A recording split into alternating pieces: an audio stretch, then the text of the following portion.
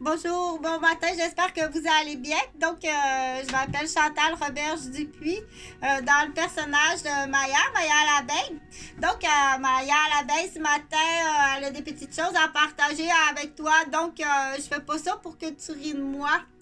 Ça peut ressembler un peu à Oncle Georges avec l'humoriste Daniel Lemire. Mais par contre, je ris pas de Oncle Georges, je ris pas de Maya l'abeille non plus, mais c'est à la fois des histoires pour les enfants, à la fois des histoires pour les abeilles, puis atteindre le plus d'histoires possible. Donc, bravo, bravo, bon matin. Pendant que j'y pense, là, je me suis présentée. Qui en dessous de ça? Je peux pas le montrer, elle est tout nue. Des fois, oui, lui ou elle, ça le fait rire ou ça la fait rire. Donc, parce que j'avais déjà dit aussi, dans la vraie Maya l'abeille, là, je veux pas que tu te montres comme ça devant la caméra tout nu. Parce qu'elle se trouve être tout nue, là. Pour elle, être tout nue, Maya l'abeille, oui, elle est tout nue, là. OK? Donc, normalement, Maya l'abeille est dans sa ruche. Mais là, je fais ce qu'on appelle l'overtime en anglais. Mais en français, on dit je fais du surtemps. Donc, à ce temps-ci de l'année, là, l'abeille, qu'est-ce qu'elle est? Je pense qu'elle dort, hein? Elle dort, fait dodo dans la ruche, les abeilles, à ce temps-ci de l'année. Mais là, je fais de l'overtime. Je vais te dire pourquoi je fais de l'overtime. Parce que j'ai mes petits bébés abeilles, comme ça. C'est des petits bébés abeilles, ça. Ouais. Donc, j'ai mes petits bébés abeilles qui ont rencontré cet automne dans un champ de pissenlit. Ils ont rencontré des vedettes. C'est des fausses abeilles, c'est des photons, là, qui leur ont montré à faire de la musique. Ils ont arrêté d'apprendre les rudiments du métier d'abeille. Ce qui est très important parce que je peux pas à chaque fois tout le temps t'expliquer que dans ton développement, que c'est quand tu vas chercher du pollen, là, c'est pas juste aller chercher du pollen pour faire du miel, c'est que tu fais de l'exercice. Là, elle a arrêté de faire de l'exercice, puis elle fait de la musique.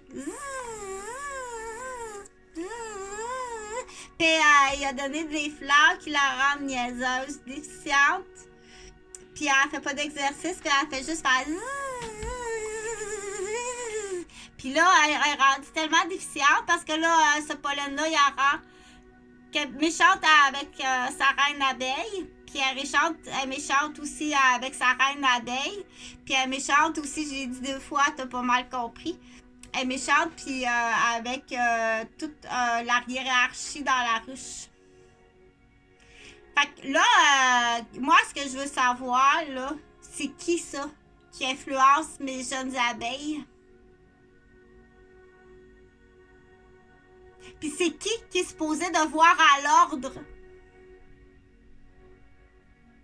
De pas influencer mes jeunes abeilles? Qui est supposé de voir à la sécurité? C'est très grave, oui, c'est très grave. Là, j'en ai 2 qui sont disparus. Puis si je dis, si j'appelle les autorités, mes 2 abeilles sont disparues. On dit, elle est folle ta reine abeille. C'est une petite folle. Elle dit qu'il manque 2 abeilles. Ça a l'air que c'est... ils sont allés dans un champ de pissenlit là, avec un artiste, là, un bourdon avec la cigale, là, puis il les a fait... il a mis la trompe là, dans un... tellement qu'il a commencé à niaiser sa reine abeille, puis la hiérarchie de la ruche, c'est supérieur. Moi, je te demande pas d'aller chercher du pollen parce que je te fais travailler. Faut que tu fasses de l'exercice. Ça fait partie de l'exercice pour ta bonne santé. Voir le soleil, respirer comme il faut. Parce que quand tu fais ça comme ça, moi, je sais comme c'est ça que ça prend pour ta bonne santé. OK? Donc, elle est influencée, mais il y a peut-être d'autres influences, là, qui fait que ça va te coûter très cher. Ça va te coûter très cher. À 4,48. OK? Donc, je vais l'habiller, là. Ouais, je vais l'habiller. Fait que moi, je suis pas la reine de la ruche, non. C'est pas moi la reine de la ruche parce que la reine de la ruche, elle est rousse. C'est une rousse. Donc, ça, je voulais parler de ça ce matin. Je voulais parler d'une autre affaire. Là. Je vais juste prendre une pause là, parce que c'est improvisé, bien entendu. Faut que je l'habille là, parce que faut que j'habille.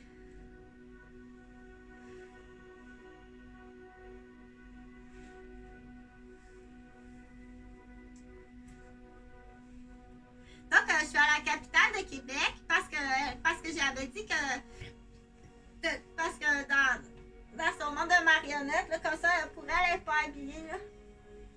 Elle n'est pas habillée. Là. Quand elle est comme ça, elle n'est pas habillée. Quand elle est comme ça, c'est caca comme ça. Ça la fait rire, qu'est-ce que je te dis? Tu fais pas ça pour rire de moi, là. Si tu te moques de moi, puis quand je dis que Jonathan et Jean-Frédéric, mes deux fils sont disparus, il y en a cette petite folle qui arrête pas de nous déranger, que ses enfants sont disparus. OK? Donc, du coup, je vais vérifier. Bien entendu, c'est vrai, Jonathan et Jean-Frédéric sont disparus, c'est dégueulasse. Donc, tous ceux qui sont sur le coup, parce que c'est un coup de commerce, un coup commercial. Tous ceux qui sont dans le plan de préméditer la disparition de Jonathan et Jean-Frédéric, tous ceux qui ont participé et tous ceux qui ont fait du sadisme, traumatisme, de la torture. À l'époque, sur mon père Eugène, ils ont torturé mon père, qui torturent ma mère, qui ont aliéné ma mère. Et moi, vous avez tous des chefs d'accusation de terroristes. Terroristes! Et pas peur du mot, là. Terroristes. T'as des chefs d'accusation extrêmement graves. Et c'est pas mal tout le même groupe. Donc, il y a le nouveau groupe Polar Bear à Saint-Sauveur, dans le bout de Saint-Sauveur-des-Monts. Le groupe Polar Bear qui sont ici à Wendake, qui est un groupe qui sont en train de squatter le territoire Huron pour en faire un genre Saint-Sauveur, là, comme dans le Nord. Là. Donc, on sait que c'est de la boisson, c'est de la drogue, de la prostitution. Puis un resort de criminels. Je te le dis, là, on soupçonne même que c'est quelqu'un qui a tenu... ça, c'est facile. Tiens ça. Tiens ça, là. OK, attends, je vais le faire pour que tu comprennes. Tiens la souris, là. Bon, là, c'est quelqu'un qui met... Tu veux-tu m'aider? Il met sa main comme ça. OK? Tiens. Fais ça, là. Fais ça. Ah ouais, pèse. Clique. Clique. Tu comprends-tu? Ça, c'est facile comme ça se peut pas. On pense qu'il y en a un sur le chemin des Anglais qui a fait ça. Puis on pense qu'à Wendake aussi. Et c'est un groupe. C'est pas une personne, c'est deux personnes en lien avec un groupe complet de promoteurs. De promoteurs. Ils appellent ça le plan Polar Bear ou le Carole à gogo. On pense que c'est ton père. On pense que c'est ton père. On pense aussi que c'est ton père, il faut le dire, qui est le deuxième tueur de la mosquée. Mais c'est un groupe. Et ça a l'air qu'il y a des preuves quelque part. J'en glisse un mot, là, parce qu'on peut pas jamais en parler. C'est pas parce que les médias de la capitale de Québec en parlent pas que non seulement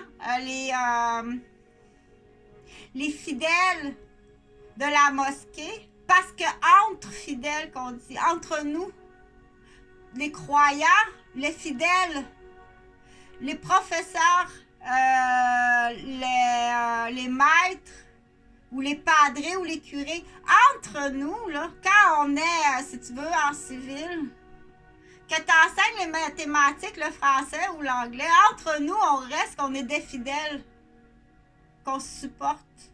C'est juste que c'est pas la même matière. Tu penses, toi, que quand un professeur d'ingénierie rencontre un professeur d'histoire d'une autre université, que quand ils parlent ensemble, ils s'entendent bien? Ben oui, ils s'entendent bien.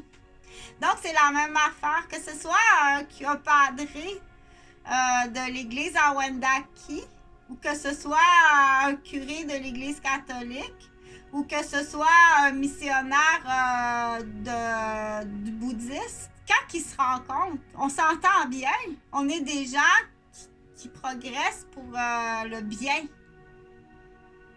Donc, c'est pas parce que les médias de la Ville de Québec en parlent plus. C'est pas parce que la police de la Ville de Québec n'en parle plus. Qui est le deuxième tueur de la mosquée?